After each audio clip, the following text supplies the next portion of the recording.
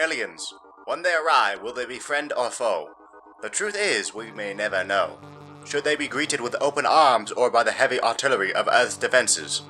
One can only wonder if life outside of Earth would come in peace or in search of a crisis.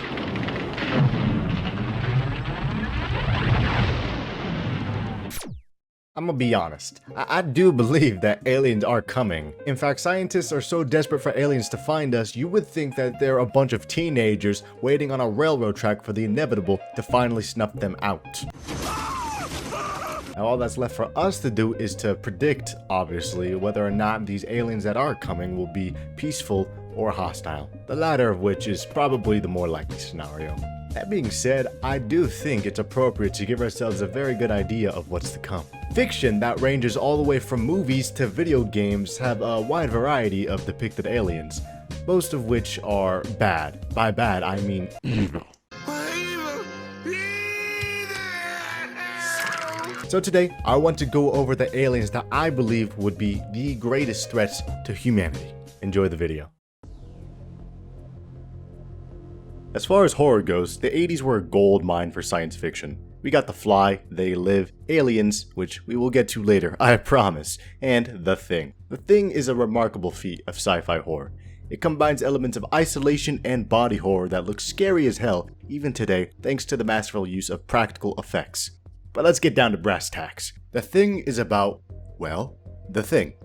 A creature of unknown origin that froze in the ice of the Antarctic and has slept for presumably millions of years, until it was unearthed by Norwegian scientists. Most of the horror in The Thing is created by the sense of isolation and limited trust amongst all of the characters. Any help from the outside world is cut off, and as time goes by, it becomes more likely that the person next to you is the Thing. You see, whatever the Thing is, it can replicate organisms so perfectly that you wouldn't be able to tell the difference between your doggo and the hostile alien. Even if you do figure out who the Thing is, then you'll be promptly greeted by a hostile attack. The worst part about it, nothing seems to harm it except for fire. Lots of fire. So, unless you're a washed out Hollywood actor who keeps his old film props in the back of your shed, then you probably wouldn't be able to kill it anyways. The scariest thing about the Thing is the fact that it can take on almost any organic appearance that it wants to, and has a number of ways to kill its victims. Death by sharp tentacles, death by voracious appetite, death by whatever the hell this is. Point is, it has many horrific ways to kill people. So, the odds of humans actually eradicating this threat if it comes to Earth? This is highly improbable. I mentioned that it's got a particular weakness to fire, but like I said before, unless you actually own a flamethrower, which you definitely don't, then you have no good shot at killing it. Let's say the military does get involved.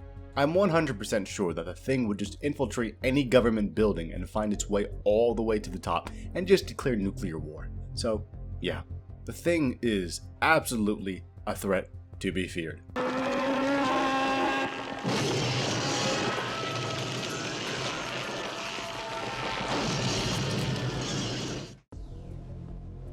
Designed to be the perfect killing machine, the Xenomorph is one of the most well-known and feared aliens in pop culture. Ridley Scott's original film, Alien, released in 1979, scared audiences with his horrific alien creation that is the Xenomorph, an apex predator that is as intelligent as it is deadly.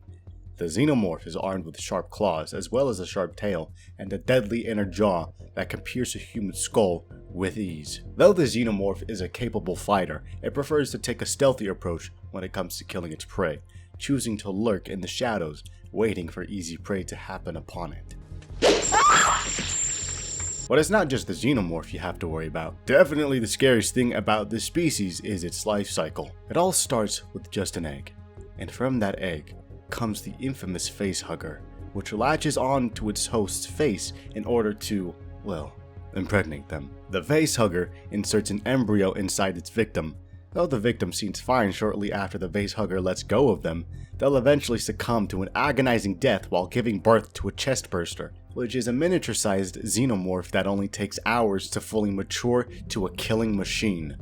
Though the original Alien film only featured one xenomorph, the sequel, Aliens, features a whole colony full of xenomorphs, and if you thought just one of these things sounded bad enough, just try taking on a whole swarm of them. Now listen, there are plenty of different xenomorphs out there, but let's just assume the queen we saw in Aliens was dropped in the Yellowstone National Park, assuming it created its own hive undetected for at least a few days. That would have given it enough time to lay any number of eggs that could hatch and cause facehuggers to latch onto any wildlife in the area, or even unlucky humans for that matter, that would all eventually give birth to a chestburster. So, given a week, we would see Yellowstone National Park becoming ground zero for xenomorph activity. Given more time, they would of course spread farther out until eventually they would have spread across the whole country. But they wouldn't just stop there. Xenomorphs have proven to be very capable swimmers, so they could swim from country to country and eventually Earth would be doomed. Now with that being said, I do believe humanity has a good chance for retaliation and eradicating the xenomorphs. Like the aforementioned Alien and the Thing, xenomorphs have a particular weakness to fire. Assuming nukes are off the table for now, a very well placed napalm strike could do good work to wipe out any known xenomorph hive. I don't think it would be too difficult for the US military to pull that off, but if they failed to contain the threat, the xenomorphs could cause devastating damage to the human population. Just one of these things could wipe out a neighborhood on its own since, as I mentioned before, you and your neighbor probably don't have a flamethrower on standby. Hell, even if you thought using Granddad's shotgun would be a good idea, trust me, it's not. I forgot to mention, all xenomorphs and facehuggers have acidic blood, and if you know a thing or two about acid, then I don't have to tell you that human flesh and bone can't exactly handle acid very well. So, xenomorphs are definitely a big threat.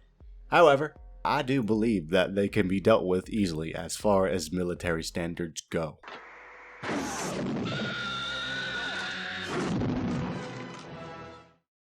I'm going to be honest. Originally, I had planned to put in the monster from Cloverfield in this video. I really like this movie and still think it's one of the better monster horror flicks. However, in my research, I came to realize that the monster in Cloverfield is actually not an alien.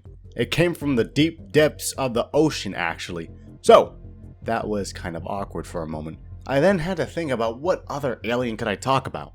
I genuinely could not think of anything. But then I remembered this gem of a movie. This movie right here doesn't get talked about enough.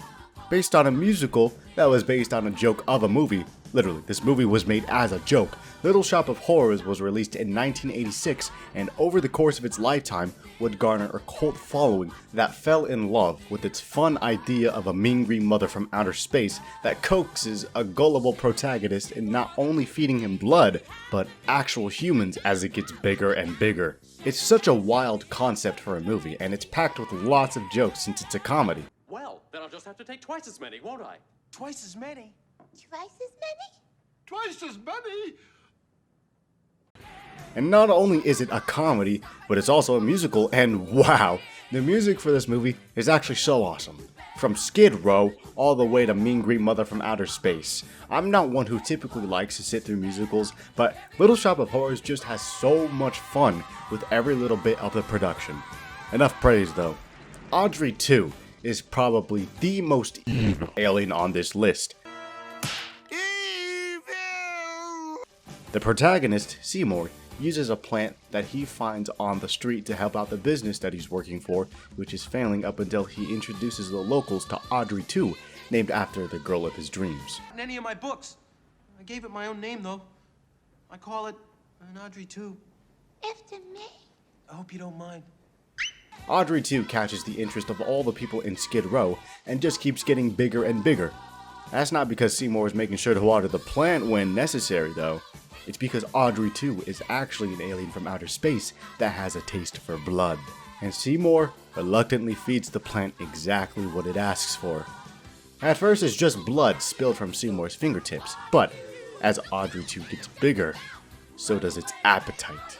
Seymour eventually feeds the plant people, and Audrey II only becomes more and more massive. Seymour eventually realizes that he's created a monster and decides to end it once and for all. After one of the best final boss moments put to film, Seymour gets the girl and they all live happily ever after. At least in the theatrical release. You see, back when this film was made, they had to change up the ending a bit. Why, you may ask? Well, The biggest difference between Audrey II and all the other aliens I've mentioned is Audrey II wins. Despite the goofy tone that this movie has, it ends on a note of doom. In the original ending, Audrey dies, and Seymour feeds her to the plant. But not only that, Seymour dies too! During the original sequence of Mean Green Mother from Outer Space, Audrey II ends up eating Seymour alive and allows itself to be sold all across the globe and takes over the entire fucking world. It's an incredibly fun end-of-the-world sequence. A countless number of Audrey IIs are spotted all across America, wreaking havoc and instilling fear in the hearts of millions. The military can't do anything despite their efforts, and that's it. Audrey II wins. So, yeah, I have no doubt that if a bloodthirsty, man-eating plant from outer space came to Earth, we'd be doomed.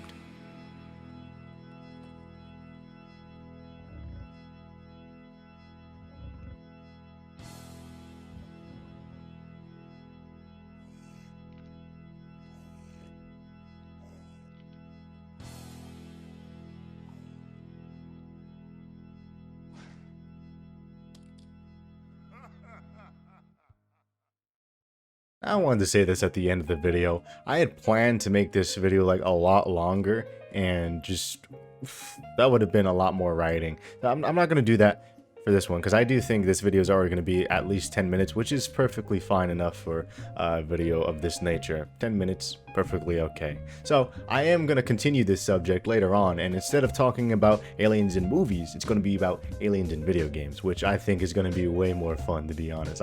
There's a ton of video games, and there's tons of aliens in them, some of which are pretty goofy, some of which are actually downright terrifying too. So I am actually excited to get on that one too, but it's going to be a whole separate video. It's going to take a little bit longer to make, but it'll be worth it. It'll be so much more worth it. So if you are interested, be sure to hit like, subscribe, and turn on the bell notifications, because you don't want to miss that video when it comes out. Also, if you really have something you want to say about this video, be sure to leave a comment down below, and I'll get right back to you on that if I can. So, I've been Don Bayham. Peace out. I'll see you guys in the next one.